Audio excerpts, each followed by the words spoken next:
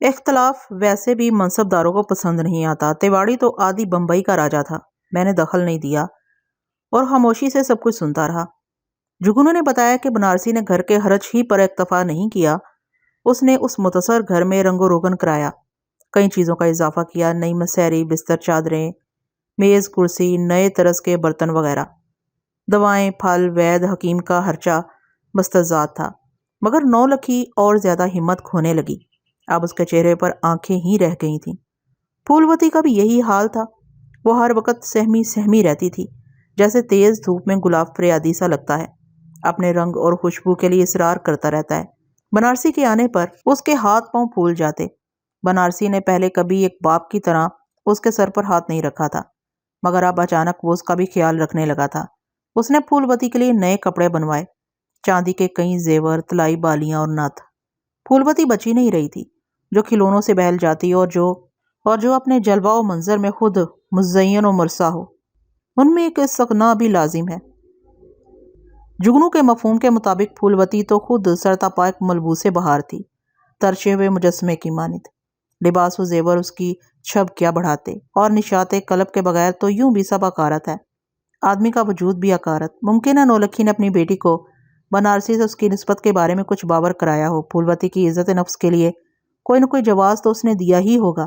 نولکھی کچھ نہ بتا پائی ہوگی تو ہوش مند پھولوتی نے خود اخذ کر لیا ہوگا، مگر اصل نسبت تو تعلق خاطر کی ہوتی ہے، دلداری اور دل ستانی کی، غمگساری اور درد مشترک کی۔ پھولوتی نے شیرخواری سے آغاز شباب تک بنارسی کا ایک ہی روپ دیکھا تھا۔ بنارسی نے اپنا ایک ہی رنگ دکھایا تھا، پاڑے کا دادا، جو سینگ نکالے ڈکراتا ہوا اس کے گھر میں آنے کا حق رکھتا ہے، جس کی آمد پر اس کی ماں بے دست و پا ہو جاتی ہے۔ بار بار اس کی نگاہیں آسمان کی طرف اٹھتی ہیں۔ پھولوتی کے رگو ریشے میں پیوست اپنے نقش کھرچنے میں بنارسی کے لیے کوئی بھی مدت بہت کم تھی۔ بعض نقش مٹائے نہیں مٹتے، آدمی کے ساتھ جاتے ہیں۔ سب کچھ اتنا گہرا تھا کہ بنارسی کی ہر مہربانی صاف اس کے ستم کا پیش خیمہ معلوم ہوتی تھی۔ اس کے روز افزوں لطف و کرم سے پھولوتی بہت ہراساں تھی۔ اس نے جگنو اور دیوا سے التجا کی کہ جتنی جلد ہو سکے وہ کسی طرف بھاگ نکلے۔ حکیم ڈاکٹر کو دکھانے کے بہانے نولکھی کو کسی طرح اسٹیشن لے جائیں گے اور کسی بھی گاڑی میں بیٹھ کے جتنی دور ہو سکے گا چلے جائیں گے۔ مگر اب دیر ہو گئی تھی، اب یہ ایسا آسان نہیں رہا تھا۔ نولکھی طویل سفر کے قابل نہیں تھی۔ جگنو اور دیوا نے اسے یہ نہیں بتایا تھا کہ انہوں نے گھر کے آس پاس اکثر بنارسی کا کوئی نہ کوئی آدمی منڈلاتے دیکھا ہے۔ بنارسی نے یہ اہتمام کچھ جان کے ہی کیا ہوگا۔ یہ سن کے پھولوتی اور پریشان ہو جاتی۔ ایک روز بنارسی شام کو آ کے گیا تھا۔ اس کے جانے کے بعد نولکھی کا حال کچھ اور ابتر ہو گیا۔ بنارسی کی موجودگی کے سبب جگنو اور دیوا گھر سے نکلے ہوئے تھے۔ پھولوتی نے پڑوسیوں سے منت سماجت کر کے انہیں تلاش کرایا، دونوں قریب ہی مل گئے۔ گھر پہنچے تو پھولوتی کی آنکھوں سے جھڑی لگی ہوئی تھی۔ نولکھی کراہ رہی تھی۔ دونوں کسی ڈاکٹر کے لیے گھر سے نکلنا چاہتے تھے، مگر نولکھی نے روک لیا اور کہا کہ وہ ان سے چند باتیں کرنا چاہتی ہے، پھر وقت ملے نہ ملے۔ اس نے پھولوتی کو ہدایت کی کہ وہ کچھ دیر کے لیے کمرے سے چلی جائے۔ پھولوتی پاس سے ہٹ گئی تو نولکھی نے جگنو اور دیوا سے کہا کہ وہ کسی طرح پھولوتی کو لے کے یہاں سے دور چلے جائیں، بمبئی شہر سے بہت دور۔ یہ نولکھی کیا کہہ رہی ہے؟ دونوں ہکا بکا اس کی صورت دیکھنے لگے۔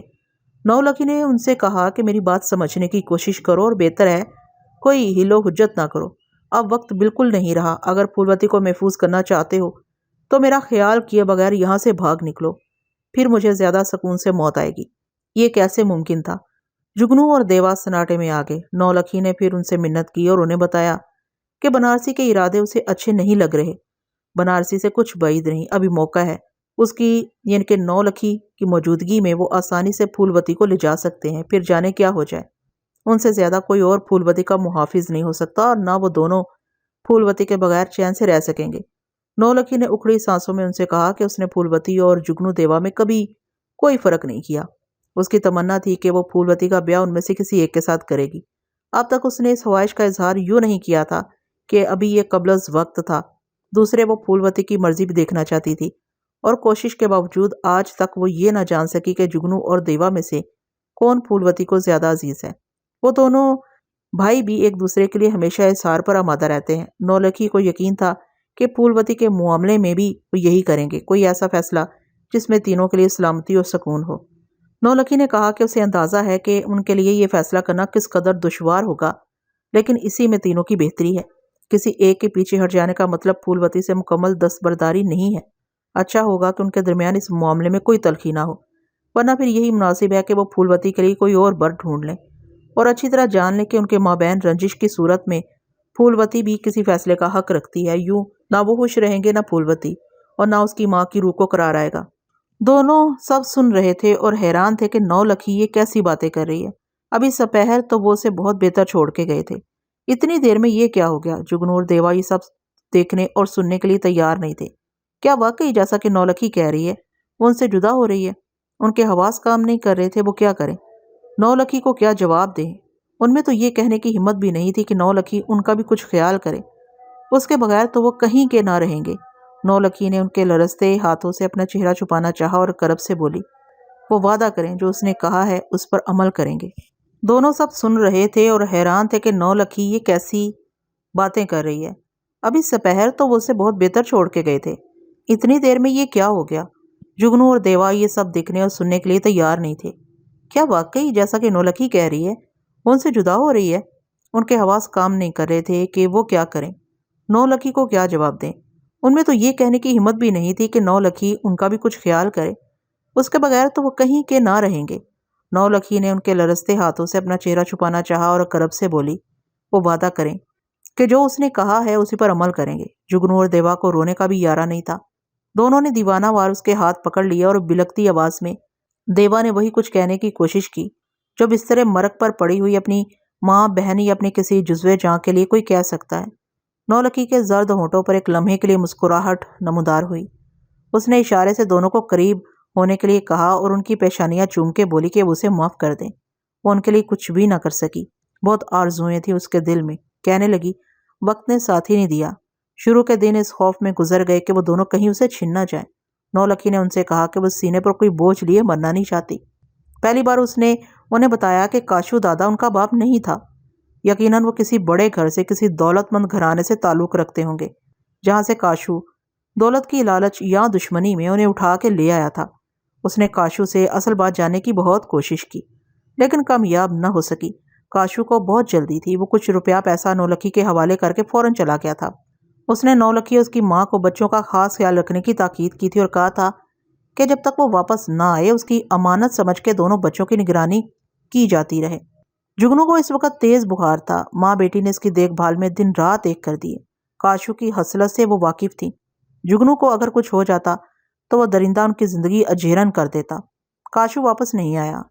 नौलखी उसकी माँ इंतजार करती रही, ताई कि उन्हें उसकी मौत की खबर मिली। किसी ने बताया कि नागपुर के करीब काशू मारा गया।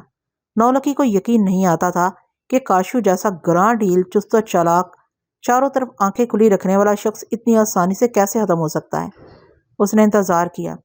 रफ्ता रफ्ता काशू के दिए हुए पैसे और कुछ अपनी जमा पूंजी सब कुछ वक्त की बाजीगरी में छू हो गया। उसके हाथ पैरों को समंदर की हवा ने खोखला कर दिया था। बच्चों की देखभाल वो ऐसी मस्तदी से नहीं कर सकती थी। ताम फाकों से तंग आके नौलखी ने बाहर निकलना शुरू कर दिया। उसके पास एक ही हुनर था जो बेचेहरा लोगों में नहीं होता। आसपास के चंद लोगों ने शुरू शुरू में उसकी मदद की, फिर वो मुतालबे करने लगे। नतीजतन नौलखी को चंद लोगों से राहो रस्म रखनी पड़ी। इस तरह एक रोज बनारसी उनके घर आ गया। काशू ने नौलखी से अपने छोटे भाई का बहुत तस्करा किया था। दोनों में कोई अदावत न थी तो युगांगत भी नहीं थी। दोनों अपने अपने रास्ते चलते थे। हालांकि काशू बनारसी को बंबई लाया था। यहाँ के काशू के बाकौल वो वक्त से पहले पैरों पर खड़ा हो गया। नौलखी ने जुगनू और देवा के बारे में बनारसी को कुछ नहीं बताया था, मगर बदकिस्मती से एक रोज उसकी बूढ़ी माँ की जुबानी निकल गया कि दोनों बच्चों को काशू उनके पास छोड़ गया है। माँ ने अपनी दानिस्त में एहतियात की थी कि बाद में किसी वक्त बनारसी को सच का इल्म हुआ तो न जाने क्या क़यामत बर्पा करे। ये सुन के बनारसी कई दिन गायब रहा। वापस आया तो बहुत कशीदा और कबीदा था। नौलखी ने टो लेने की कोशिश की, लेकिन बनारसी की मर्जी के बगैर उससे कुछ जान लेना कारेदार था। इब्तदा ही में नौलखी को दोनों भाइयों के फर्क का खूब अंदाजा हो गया था। कुत्ते भी एक जैसे नहीं होते। मुतसर ये कि बनारसी किसी तौर पर अपने भाई का हमसर नहीं था। काशू को बात सुनना आता था। बनारसी सिर्फ अपनी बोली सुनता, अपनी बोली समझता था। नौलखी ने कहा कि काशू की मौत और बनारसी की आमद के दौरान वह बंबई छोड़ के कहीं चली जाती तो शायद ये सब बदला हुआ होता, लेकिन इधर काशू की मौत की खबर देर से आई, उधर जुगनू और देवा तो छोटे छोटे बच्चे साथ होने की वजह से वो कहीं और जाके किस्मत आजमाने का हौसला न कर पाती। उसके सानो गुमान में भी ना था کہ ایک روز بنارسی آ جائے گا اور اپنا ہی گھر نولکھی کے لیے زندہ بن جائے گا۔ جگنو اور دیوا گنگ بیٹھے تھے۔ آج پہلی مرتبہ نولکھی نے ان کے اور اپنے بارے میں اتنا کچھ کہا تھا۔ جگنو اور دیوا پر متضاد کیفیتیں طاری تھی، خوف، رنج، خوشی، غصہ، حیرت۔ طرح طرح کے سوال ان کا سینہ متلاطم کیے ہوئے تھے، مگر انہوں نے کچھ نہیں پوچھا، غالباً اس اندیشے سے کہ نولکھی کی زبان میں لکنت نہ آ جائے یا وہ کوئی ایسی بات نہ پوچھ بیٹھے جس کا جواب دینا اپنے آپ سے نبرد آزما شکستہ جان نولکھی کے لیے مشکل ہو، یا جو جواب سننا خود اس کے لیے عذاب۔ وہ بتوں کی طرح گمسم بیٹھے سنتے رہے۔ سب کی نظر شمع پر رہتی ہے، خود شمع کتنے اندھیروں سے دوچار ہے یہ کوئی نہیں جانتا۔ نولکھی نے انہیں بتایا کہ بچپن ہی سے اندھیروں نے اس کا گھر دیکھ لیا تھا۔ وہ چند سال کی تھی کہ باپ کا انتقال ہو گیا۔ کچھ عرصے کے بعد اکلوتا بڑا بھائی ملیریا میں چل بسا۔ وہ غازی پور کے ایک چھوٹے سے زمیندار ایک بڑے کسان کی بیٹی تھی جس کے پاس اپنا ایک معقول کتائی اراضی تھا۔ باپ گوشہ نشین آدمی تھا۔ ادھر قریب میں کوئی غیرت مند عزیز نہیں تھا جو ماں بیٹی کا سہارا بنتا۔ شوہر اور بیٹے کے صدمے سے نیم جاں نولکھی کی ماں نے ناچار کاشتکاری کے کاموں کی نگرانی شروع کی، لیکن زمین کو غالباً مردوں سے کوئی خاص رغبت ہے جب ہی اس زن نادار کے ہاتھ سے نکلتی گئی۔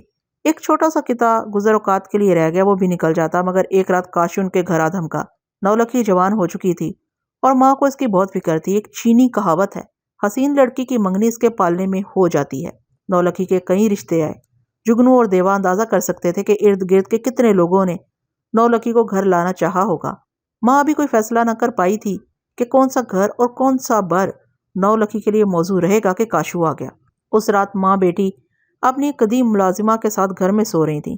ملازمہ کا عمر رسیدہ شوہر غازی پور سے باہر کسی میلے میں گیا ہوا تھا۔ وہ موجود ہوتا بھی تو کیا فرق پڑتا۔ بہرحال تین عورتیں گھر میں اکیلی تھیں کہ پہلے کھٹکے پر نولکھی کی ماں کی آنکھ کھل گئی۔ جیسے ہی اس نے دروازہ کھولا، اپنے سامنے ایک حشمناک خنجر بدست شخص کو دیکھ کر دھک سے رہ گئی۔ وہ کاشو تھا۔ اس نے بتایا کہ پولیس اس کے پیچھے ہے، جب تک پولیس کا خطرہ ٹل نہیں جاتا وہ گھر میں چھپا رہے گا، کوئی بھی مطلق پریشان نہ ہو۔ اس کے ساتھ اعانت کی گئی تو وہ خاموشی سے چلا جائے گا اور اس خدمت کا صلہ الگ دے گا۔ اس نے ان تینوں کو ایک گوشے میں بیٹھ جانے کا حکم دیا۔ اس نام اس کی نظر نولکھی پر پڑی۔ نولکھی کی ماں اور خود نولکھی نے اپنے آپ کو بہت چھپانا چاہا۔ حسن و جمال بھی مال و زر کی طرح ہوتا ہے، ڈھکا چھپا رہے تو بدنگاہی سے محفوظ رہتا ہے۔ کاشو اپنے آپے میں نہ رہا۔ نولکھی کو دیکھ کر وہ سب کچھ بھول بیٹھا کہ کہاں ہے۔ اسے اتنا بھی یاد نہ رہا کہ انہی لوگوں نے پناہ دی ہے، مگر پناہ تو اس نے خود حاصل کی تھی، خنجر کے زور پر، اور خنجر اسی کے پاس تھا۔ وہ خود بھی کسی خنجر سے کیا کم تھا۔ ملازمہ کی گھگی بندھی ہوئی تھی۔ کاشو کی ایک ضرب سے وہ بے سدھ ہوگی۔ نولکھی کی ماں نے مزاحمت کرنا چاہی، مگر کاشو جیسے کبھی ہیکل کے سامنے وہ کتنی دیر ٹکتی۔ نولکھی ویسے ہی ادموئی ہو چکی تھی۔ نولکھی کے بقول وہ اسی رات مر گئی تھی۔ موت اور کیا ہوتی ہے، یہ دوسری نولکھی ہے جس نے اس سیاہ رات کو ایک اور جنم لیا تھا۔ کاشو نوٹوں کی گڈی اور سونے کی چوڑیاں اس کے سرہانے ڈال کے کسی وقت چلا گیا۔ نولکھی کو چپ لگ گئی۔ ماں جیسی ملازمہ نے بہت منت سماجت کی کہ جو لکھا ہوتا ہے اسے مفر نہیں ہے، کوئی بھی اسے ٹال نہیں سکتا، آدمی تو بہت بے بس ہے۔ ماں نے اپنے لیے بیٹی سے زندگی کی بھیک مانگی۔ نولکھی کہہ رہی تھی کہ اب کیا رہ گیا تھا، وہ خود کو ختم کر لیتی۔ یہ اس کی ماں ہی تھی جس نے اسے مرنے نہیں دیا اور اپنی بیٹی پر اور ستم کیا۔ ایک شورا پست اجنبی کے گھر میں داخل ہونے کے واقعے سے صرف ملازمہ واقف تھی، جس کے احسار پیشگی اور وفا خوئی پر ماں بیٹی کا ایمان تھا۔ اس کے سوا پھر کون تھا جس نے باہر جا کے نولکھی اس کی ماں کے دیے ہوئے کسی پرانے زخم کا قرض وصول کیا؟ 2-3 روز میں پاس پڑوس کا ہر شخص ایک دوسرے سے سرگوشیاں کرتا پھر رہا تھا کہ تم نے کچھ سنا ہے؟ ماں بیٹی نے خود کو گھر میں مبہوس کر لیا۔ ماں کس کس سے جا کے کہتی کہ ان کا کوئی قصور نہیں تھا، انہوں نے کسی کو اپنے گھر نہیں بلایا تھا، یہ بجلی تو کسی کے بھی گھر گر سکتی تھی۔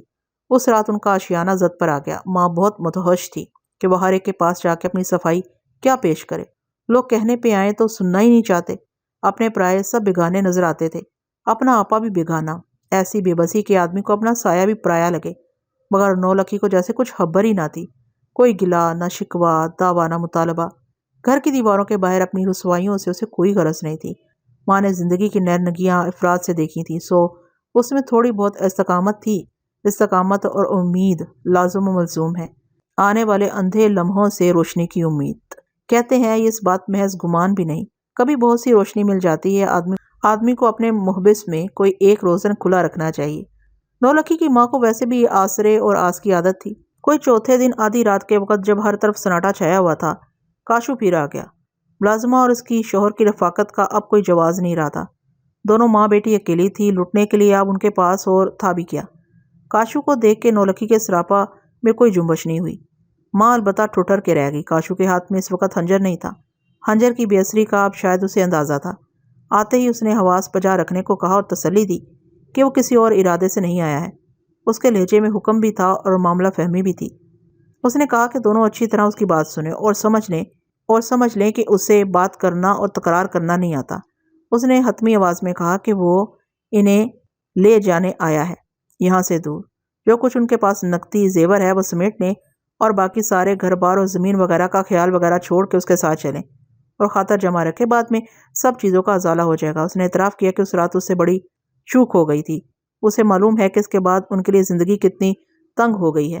ان کے بارے میں ساری واقفیت حاصل کر کے آیا ہے اور ندامت کا اظہار کرنے نہیں آیا ہے کہ اس کی وجہ سے وہ کسی کو منہ دکھانے کے قابل نہیں رہی۔ یہ زبان اسے نہیں آتی۔ اس کی دوبارہ آمد محض نولکھی کی وجہ سے ہے، کیونکہ وہ نولکھی سے دستبردار ہونا نہیں چاہتا۔ وہ فقرہ جو ہر سرکش اور کج روح کے ورد زباں ہوتا ہے، کاشو نے بھی دہرایا کہ ایک بار کوئی چیز اسے پسند آ جائے تو ہر قیمت پر اسے حاصل کر لیتا ہے۔ سو وہ نولکھی کو لینے آیا ہے۔ جو ہو چکا اسے بھول جانا ہی مناسب ہے۔ گیا وقت لوٹ کے نہیں آتا، لیکن آنے والے دن نولکھی کے ہوں گے۔ اس نے کہا کاشو جب کچھ کہتا ہے تو اس کے ایک ہی معنی ہوتے ہیں۔ نولکھی خوش رہے گی اور نولکھی کی خاطر، نولکھی کے لحاظ میں وہ اس کی ماں کو بھی ساتھ لے جانے کو کہہ رہا ہے۔ اچھا ہے کسی چون چرا کے بغیر وہ اس پر اعتماد کریں۔ اس کے سوا ان کے پاس کوئی راستہ بھی نہیں ہے۔ وہ ہوش اسلوبی سے آمادہ ہو جائیں گی تو انہی کے حق میں بہتر ہوگا، ورنہ اس کے آدمی اطراف میں پھیلے ہوئے ہیں۔ بمبئی میں نولکھی کے پاس اس کے گھر جیسا گھر تو نہیں تھا، لیکن سر چھپانے کے لیے بہت تھا۔ گھر شاید اسی کو کہتے ہیں جہاں مکینوں کی عملداری ہو۔ شروع میں در و دیوار سے ماں بیٹی کا رویہ مغایرت کا تھا، لیکن جلد ہی انہیں احساس ہو گیا کہ یہ گھر انہی کا ہے۔ بمبئی میں نولکھی کے پاس اس کے گھر جیسا گھر تو نہیں تھا، لیکن سر چھپانے کے لیے بہت تھا۔ گھر شاید اسی کو کہتے ہیں جہاں مکینوں کی عملداری ہو۔ شروع میں در و دیوار سے ماں بیٹی کا رویہ مغایرت کا تھا، لیکن جلد ہی انہیں احساس ہو گیا کہ یہ گھر انہی کا ہے اور انہیں کہیں اور نہیں جانا۔ اور جلد ہی انہیں یہ تجربہ بھی ہوا کہ پڑوسی، بولیاں، طور طریقے کتنے ہی مختلف ہوں، آدمی ہر جگہ ایک جیسے ہوتے ہیں۔ نئی زمین اور نئے لوگوں سے ان کی مفاہمت کی وجہ یہ نہیں تھی کہ ان کے پاس کاشو کے بقول کوئی راستہ نہیں رہا تھا، بلکہ اس کی وجہ خود کاشو تھا، جس نے ان کے لیے سارے دروازے کھلے رکھے تھے اور کوئی سمت اب انہیں خود نظر نہیں آتی تھی۔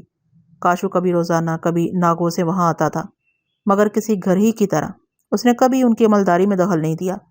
بمبئی آ کے نولکھی اور اس کی ماں کو کاشو کے بارے میں اور بھی باقی کچھ معلوم ہوا تھا کہ کاشو پاڑے کا آدمی ہے۔ اس کا ایک علاقہ ہے جہاں کوئی دوسرا کاشو سر اٹھا کے نہیں چل سکتا۔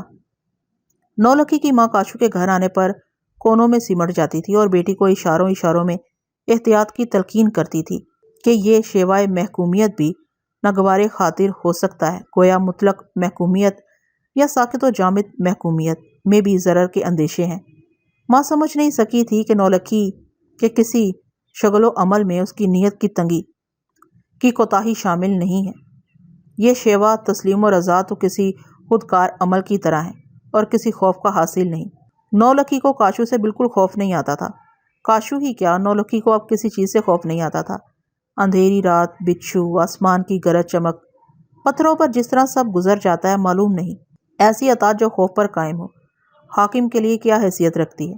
کاشو میں سوجھ بوجھ کی کمی نہیں تھی۔ اسے بھی علم ہوگا کہ نولکھی کی محکومیت نولکھی کے ارادے کی تابع نہیں ہے، بلکہ نولکھی کے پاس اب کوئی ارادہ ہے ہی نہیں۔ یہ صورت کاشو کو کسی اذیت سے دوچار کرتی تھی یا سرخوشی کا باعث تھی، یہ کاشو ہی بہتر جانتا تھا۔ بمبئی آنے کے بعد بہرحال کاشو نے اونچی آواز میں کبھی نولکھی سے بات نہیں کی۔ اس کی آمد پر نولکھی اس کے سامنے حاضر ہو جاتی اور خاموشی رہا کرتی۔ اسے کاشو پر غصہ آتا تھا، نہ کاشو کے قرب سے اس کے چہرے پر غم کی گھٹائیں بھڑکتی تھیں۔ کاشو اس کے لیے نئے کپڑے، زیور، خوشبو اور پھول لاتا۔ نولکھی انہیں اپنے بدن پر سجا لیا کرتی، کاشو کی خوشنودی کے لیے نہیں۔ کاشو کے جانے کے بعد بھی وہ ایسی ہی سجی بنی رہتی تھی اور اس کے قدم آئینے کی طرف نہیں اٹھتے تھے۔ کسی شخص کا آئینے سے واسطہ نہ رہے تو یہ زندگی کا کون سا درجہ ہے؟ یہ سوال جگنو نے مجھ سے نہیں کیا تھا، جگنو کی باتوں سے خود بخود میرے ذہن میں منڈلایا۔ کئی سال گزر گئے اور نولکھی کو پہلی بار کاشو سے اس وقت خوف آیا جب وہ جگنو اور دیوا کو اس کے پاس چھوڑ کے گیا۔ کاشو کی ہدایت کے باموجب کئی سال گزر گئے اور نولکھی کو پہلی بار کاشو سے اس وقت خوف آیا جب وہ جگنو اور دیوا کو اس کے پاس چھوڑ کے گیا۔ کاشو کی ہدایت کے باموجب نولکھی نے پہلے پیر انہیں کاشو کی امانت ہی کے طور پر برتا، لیکن جگنو اور دیوا کو ہم وقت نولکھی اور اس کی ماں کی ضرورت تھی۔ بچوں کو اپنی طرف توجہ مبذول کرانے کا فن آتا ہے۔ وہ انہیں ہمکتی نگاہوں سے دیکھتے تھے، حسرت بھری، اشتیاق بھری نظروں سے۔ وہ ہر دم جاری و ساری زندگی کی علامت تھے، ایک مسلسل سویرا، ایک مستقل مداوا۔ یہ وہی تھے جو نولکھی کے گمگشتہ ارادے کی بازیابی کا سبب بنے۔ وہ اتنے سادہ اور معصوم میں ایسے چینی کے گڈوں کے مانند تھے کہ نولکھی کا بس نہیں چلتا تھا انہیں اپنی آنکھوں میں بسا لے۔ جگنو اور دیوا کو چند ٹوٹے پھوٹے لفظوں پر مشتمل زبان آتی تھی، جگنو کو تو اور بھی کم، مگر نولکھی ان کی ہر جنبش لب سے ایک جہان معنی اخذ کر لیا کرتی۔ ان کا بھی یہی حال تھا۔ کہتے ہیں بچے بہت کچھ آنکھوں سے سنتے ہیں جو انہیں نہیں آتا تھا۔ نولکھی کا سارا کہا ہوا دونوں خوب سنتے سمجھتے تھے۔ رات دن وہ ایک دوسرے سے کسی راز و نیاز میں محو رہتے۔ جگنو اور دیوا نے نولکھی کو بہت پریشان، بہت ہلکان کیا۔ انہوں نے دوبارہ اسے خوف آشنا کیا۔ کسی وقت بھی کاشو واپس آ سکتا تھا۔ اس کی آمد کے خوف نے نولکھی کو بہت مضطرب اور منتشر کیا ہوا تھا۔ وہ طرح طرح کے منصوبے بناتی کہ کاشو آئے گا تو وہ انہیں واپس نہیں کرے گی، صاف انکار کر دے گی۔ کاشو کسی سوغات کے لیے بہت پوچھا کرتا ہے، وہ اسے کہہ دے گی کہ کوئی زیور، لباس، کوئی سوغات نہیں چاہیے۔ جانے وہ کیا کیا سوچا کرتی۔ کاشو آئے تو اسے زہر کیوں نہ دے دے، اس کے آنے سے پہلے وہ سب کہیں کیوں نہ بھاگ کر چلے جائیں۔ اتنی بڑی دنیا ہے، کاشو اسے کہاں کہاں ڈھونڈ سکے گا۔ 2-4 دن کی بات ہوتی تو نولکھی کے لیے جگنو اور دیوا کی جدائی کوئی بڑی بات نہیں تھی۔ دن بہت ہو گئے تھے اور جتنا وقت بڑھتا جا رہا تھا، کاشو کی آمد کی ہیبت سے نولکھی اتنی ہی ناتواں ہوتی جا رہی تھی۔ تمام خوف زندگی کی طلب سے عبارت ہے۔ نولکھی کو اب زندگی کی شدید طلب تھی۔ بہت دن گزر گئے، کاشو نہیں آیا۔ اس کی موت کی خبر آئی۔ یہ سن کے نولکھی پر جانے کیوں سکوت طاری ہوا اور وہ پہروں آنسو بہاتی رہی۔ ادھر ماں نے اسے ٹوکا کہ کاشو کا نہ آنا جگنو اور دیوا کے لیے کسی اور کے نہ آنے کی ضمانت نہیں ہے۔ نولکھی بھی اس حقیقت سے واقف تھی۔ یہی وجہ تھی کہ کاشو کی موت کے تکن کے باوجود دروازے پر بھٹکتی آہٹوں سے اس کا دل زور زور سے دھڑکنے لگتا۔ دروازے پر بار بار اسے اجنبی دستکوں کا گمان ہوتا۔ کچھ دن اور بیت گئے مگر کوئی نہیں آیا۔ نولکھی کو کسی قدر قرار آنے لگا، لیکن اس نے دوسری طرف غور ہی نہیں کیا تھا۔ دیکھتے دیکھتے ماں کی پس انداز پونجی وقت برد ہو گئی۔ کچھ عرصے تک زیوروں نے ساتھ دیا، لیکن جب وقت ہی ساتھ نہ دے۔ نولکھی کو اپنی فکر نہیں تھی۔ جگنو اور دیوا کے لیے ایک ذرا سی دھوپ بھی اسے گوارا نہ تھی۔ انہیں چھاؤں دینے کے لیے نولکھی کو گھر سے نکلنا پڑا۔ نامعلوم آگے اسے اور کہاں تک جانا پڑتا کہ اسی اسنا میں بنارسی آ گیا۔ زندگی بھر کا ساتھ بھی بسا اوقات فاصلے کم نہیں کرتا، اور بعض لوگ بہت دور ہوتے ہوئے بہت وقت گزرنے کے بعد بھی ہمدم ساتھ رہتے ہیں۔ آدمی سے آدمی کے فاصلے کی بھی نمائش کچھ اور ہوتی ہے۔ اس کا تعلق وقت سے ہے، نہ منزلوں سے۔ کاشو کم سے کم جب تک گھر میں ہوتا ان کے ساتھ رہتا تھا، مگر وہ اس کے ساتھ نہیں رہتے تھے۔ اتنی گروہوں کے لیے ایک جگ کی گرد بھی کم ہے۔ بمبئی آنے کے چند دنوں کے بعد نولکھی کی آزمودہ کار ماں کو اندازہ ہو گیا تھا کہ اس نے اپنی قدیم ملازمہ سے برا سلوک کیا۔ ملازمہ نے باہر جا کے افطرا پردازی نہیں کی تھی کہ اس رات ان کے گھر ایک خنجر بدست شخص آیا تھا اور اس نے سب کو بے بس کر دیا تھا۔ اس نے نولکھی سے اس کی متاع چھین لی۔ یہ کاشو تھا جس نے آمدن پاس پڑوس میں اپنی ستم رانی کی داستان عام کرائی۔ ملازمہ نے نولکھی کو بیٹی کی طرح پالا تھا۔ اس نے نمک کا حق ادا کرنے کی ہر طرح کوشش کی ہوگی، مگر سب کو جزیات کے ساتھ سارا کچھ معلوم تھا۔ ملازمہ قسمیں کھاتی کہ پڑوسیوں کی زبانی یہ تفصیل جان کے اسے خود حیرت ہوئی تھی۔ لوگ اسے تصدیق چاہتے تھے، اس کے بقول اس نے صاف انکار کر دیا تھا، لیکن مبالغے کی تردید نہ کرنا اس کے بس میں نہیں رہا ہوگا۔ اس وقت نولکھی کی ماں کے ہوش و حواس یکجا نہیں تھے۔ اس کی سمجھ میں نہیں آتا تھا کہ ملازمہ کے سوا گھر میں اور کون موجود تھا۔ بمبئی میں نولکھی کے تئیں کاشو کی وارفتگی دیکھ کے ماں کی عقل میں آیا کہ اس رات کوئی فوج پولیس کاشو کے پیچھے نہیں تھی، سب دکھاوا تھا۔ وہ پورے ارادے سے اس کے گھر میں داخل ہوا تھا، کیونکہ یقیناً اس نے پہلے کہیں نولکھی کی جھلک دیکھ لی تھی۔ ہو سکتا ہے وہ دوبارہ کبھی اس گھر کا رخ نہ کرتا، لیکن اس رات اس نے نولکھی کو بہت قریب سے دیکھا تھا۔ پھر نولکھی سے دور ہونا اس کے لیے ممکن نہ رہا، اور نولکھی کے حصول کے لیے ایک ہی دردناک طریقہ اس بے درد کے دماغ میں آیا کہ وہ ہر طرف کانٹے بچھا دے۔ شوہر اور اپنے بیٹے کی جدائی سے شکستہ حال عورت نولکھی کی ماں، جو کسی نہ کسی طرح تیز ہواؤں کا سامنا کرتی رہی تھی، چند دنوں میں حوصلہ ہار بیٹھی۔ سیاد ایک اور سوانگ بھر کے آیا تھا۔ نولکھی کی ماں کے پاس انکار کے لیے تنکے کا بھی سہارا نہ تھا۔ وہ نظر دوڑاتی تو ارد گرد کوئی ایسا نہ تھا جو چند لفظوں کے گداز کی فیاضی کرتا۔ کاشو نے جیسے سب کو اندھا کر دیا تھا۔ نولکھی کی ماں حزا ختم ہونے کے آسرے میں وہاں ٹھہر جاتی۔ کچھ عرصے میں ممکن ہے یہ بے ایمانی بے سر و سامانی نہ رہتی، مگر نولکھی کی ماں کب تک وضاحتیں کرتی رہتی؟ اپنی بیٹی کے لیے وہ کس کس کے آگے درگزری کی بھیک مانگتی؟ نولکھی کہتی تھی کہ مرتے دم تک اس کی ماں کی زبان پر ملازمہ کا ذکر تھا، اسے یہی خلش تھی کہ غازی پور جا کے وہ اپنی ملازمہ سے معافی نہ مانگ سکی۔ نولکھی نے ماں کی دلبستگی کے لیے وعدہ کیا تھا کہ وہ چوری چھپے صحیح کسی طرح ایک بار غازی پور ضرور جائے گی۔ نولکھی کو ماں سے کیے ہوئے وعدے کی تکمیل کی مہلت نہ مل سکی۔ کاشو ہوتا تو شاید یہ کبھی ممکن ہو جاتا، مگر بنارسی کا رنگ ڈھنگ اپنے بھائی سے بالکل الگ تھا۔ نولکھی کہتی تھی یہ وہی تھا جس کے آنے کے بعد اس کی ماں کی کمر ڈھہ گئی، وہ زیادہ دنوں تک اپنی بیٹی کا ساتھ نہ دے سکی۔ بعض لوگ اوچھل ہو جانے کے بعد زیادہ نمایاں ہو جاتے ہیں۔ کاشو کے چلے جانے کے بعد ماں بیٹی کو اس کے اندھیرے اجالے کا اندازہ ہوا۔ بنارسی نے یہ احساس اور سوا کیا، کاشو میں جتنا غضب تھا اتنا تحمل بھی تھا۔ اسے ہر طرح کی زبان آتی تھی، نرمی کی، سختی کی۔ یہی نہیں، کاشو نے اپنے ایک دو مقرب ترین ساتھیوں کے سوا کسی سے بمبئی میں نولکھی اور اپنے اس گھر کا تذکرہ نہیں کیا تھا، بلکہ نولکھی کا کہنا تھا اسے یقین ہے اسے ایک نئے گھر میں بسانے کے بعد بمبئی میں کاشو کا کوئی دوسرا گھر نہیں تھا، ہو بھی تو اس نے کبھی نولکھی سے اس بات کا کوئی اشارہ نہیں کیا۔ بنارسی کے آنے پر نولکھی کو بہت کچھ یاد آتا تھا، لگتا تھا بنارسی بھی یہی کچھ جتانے آیا ہے، لگتا تھا جیسے وہ اپنے بڑے بھائی کا کوئی قرض وصول کر رہا ہو، مگر ایسا نہیں تھا۔ بنارسی کو کاشو سے ایسا کوئی علاقہ نہیں تھا، وہ ان لوگوں میں سے نہیں تھا جو کبھی اپنے آپ کو بھول جاتے ہوں، جو کبھی اپنے سوا دوسروں کے بارے میں بھی فکر مند ہوتے ہوں، اپنے بھائی ہی کے لیے صحیح۔ نولکھی ہانپنے لگی۔ جگنو اور دیوا اس کے دائیں بائیں بیٹھے وحشت زدہ نظروں سے سب کچھ سنا کیے۔ نولکھی اور بھی کچھ کہنا چاہتی تھی، لیکن مسلسل بولتے رہنے سے اس کے سینے میں دم نہیں رہا، اس کا سارا بدن کانپ رہا تھا۔ نولکھی نے بے شک جگنو اور دیوا کو باہر نہیں جانے دیا تھا، اور خود انہیں بھی اپنے دل و دماغ کے سناٹے میں کسی وید حکیم کے پاس جانے کا ہوش نہیں رہا۔ نولکھی کی حالت اس قابل نہیں تھی کہ ذرا بھی دیر کی جائے۔ وہ اندر کمرے سے پھولوتی کو بلانے کے لیے آواز دینا چاہتے تھے، مگر پھولوتی تو ان کے قریب ہی موجود تھی، جانے وہ کب سے سامنے کونے میں کھڑی سب کچھ سن رہی تھی۔ اسے دیکھ کے دونوں یکلخت اٹھ گئے۔ وہ دروازے تک نہیں پہنچے تھے کہ نولکھی کی کربناک صداؤں نے ان کے قدم لڑکھڑا دیے۔ نہیں نہیں، میری بات سنو، اب کوئی فائدہ نہیں، وہ لرزتی ڈوبتی آواز میں بولی، کہ کیوں وقت ضائع کرتے ہو؟ پھولوتی کو لے کے یہاں سے فوراً نکل جاؤ، جب تک تم نہیں جاؤ گے میں تڑپتی رہوں گی۔ نولکھی نے ان سے کہا کہ وہ اسے پرسکون موت دینا کیوں نہیں چاہتے۔ جگنو اور دیوا بچوں کی طرح سسکنے لگے، عاجزی سے بولے کہ وہ ایسی باتیں کیوں کر رہی ہے، سب ٹھیک ہو جائے گا، وہ اسے نہیں مرنے دیں گے اور یوں چھوڑ کے نہیں جائیں گے۔ جگنو کہہ رہا تھا کہ نولکھی ان کے آگے ہاتھ جوڑ کے بولی کہ اب اسے کوئی دوا نہیں چاہیے، دوا کا وقت گزر چکا ہے۔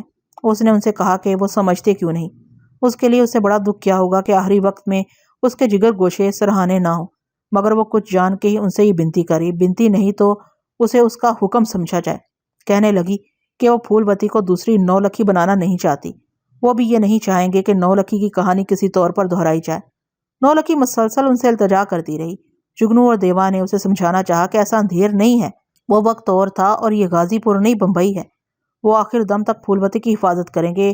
وہ اسے جانے کیا کیا تسلیاں دلاسے دیتے رہے، مگر ان کی آواز خود انہیں مطمئن نہ کرتی تھی۔ نولکھی پر کیا اثر ہوتا؟ نولکھی کے چہرے پر اور وحشت اتر آئی۔ وہ بے کلی سے بولی کہ وہ کچھ سننا نہیں چاہتی، کوئی تعویل، کوئی دلیل۔ سب سے بڑی دلیل بنارسی ہے، جگنو اور دیوا بنارسی کو اس سے زیادہ نہیں جانتے۔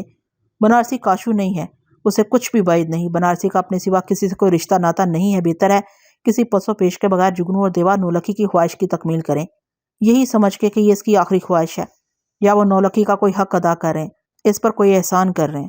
جگنو اور دیوا اس طرح کیسے جا سکتے تھے؟ وہ سمجھ رہے تھے کہ بنارسی نے پھولوتی کے لیے کوئی ایسی ویسی بات ضرور کہی ہوگی جو نولکھی اس قدر بے چین ہے۔ ان کی سمجھ میں اور بھی بہت کچھ آ رہا تھا جو نولکھی کہہ نہیں پا رہی تھی، مگر نولکھی سے آنکھیں پھیر کے گھر سے نکل جانے کی استطاعت ان میں نہیں تھی۔ پھولوتی بھی سب سن رہی تھی۔ دونوں بھائیوں نے مضطربانہ اس کی طرف دیکھا، ان کی ہمت نہیں پڑتی تھی کہ پھولوتی سے اس کی رائے پوچھے، لیکن کچھ پوچھنے کی ضرورت کیا تھی؟ پھولوتی کو ان سے لگ تو نہیں تھی، وہ ماں کے سینے سے لپٹی ہچکیوں سے رو رہی تھی۔ نولکھی اپنے ناتواں بازوؤں میں کبھی اسے سمیٹ لیتی، کبھی پرے دھکیلنے کی کوشش کرتی۔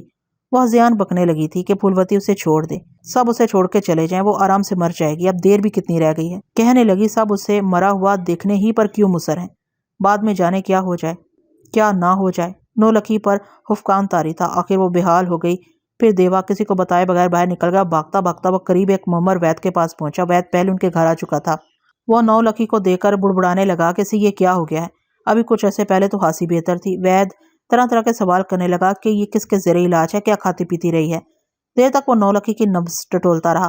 اس نے چند دوائیں تجویز کیں اور اپنے چوبی بکسے سے کچھ مشروبات نکال کے بمشکل نولکھی کو پلائے۔ وہ ایک تند مزاج شخص تھا، اس نے کچھ خیال نہیں کیا کہ ان تینوں پر کیا گزر جائے گی۔ کہنے لگا کہ دوا اپنی جگہ، مگر اب دعا کی زیادہ ضرورت ہے۔ صبح تک دیکھ لیں، ورنہ اب یہی چارہ رہ گیا ہے کہ سرکاری ہسپتال میں داخل کرا دیں۔ ممکن ہے ولایتی علاج میں نولکھی کے لیے شفا لکھی ہو۔ جاتے جاتے وید دروازے سے پلٹ آیا اور انہیں ہدایت کی کہ مریض کی دلجوئی بھی دوا کا کام کرتی ہے۔ وہ نولکھی کو زیادہ سے زیادہ خوش رکھنے، سکھ پہنچانے کی کوشش کریں، اس کے سامنے اونچی آواز میں بات بھی نہ کریں۔ دیوا وید کے ساتھ جا کے مزید دوائیں لے آیا۔ دونوں وہیں نولکھی کی چارپائی کے گرد بیٹھے رہے۔ پھولوتی ماں کی پائنٹی پر سر رکھے سسکیاں بھرتی رہی۔ نولکھی کی جب بھی آنکھ کھلتی اس کا نحیف و نزار سراپا پھڑکنے لگتا۔ اس کی ویران آنکھیں بے قراری سے انہیں دیکھتی اور لرزتے ہونٹوں پر کوئی شکوہ سا اٹھاتا اور وہ بے سدھ ہو جاتی۔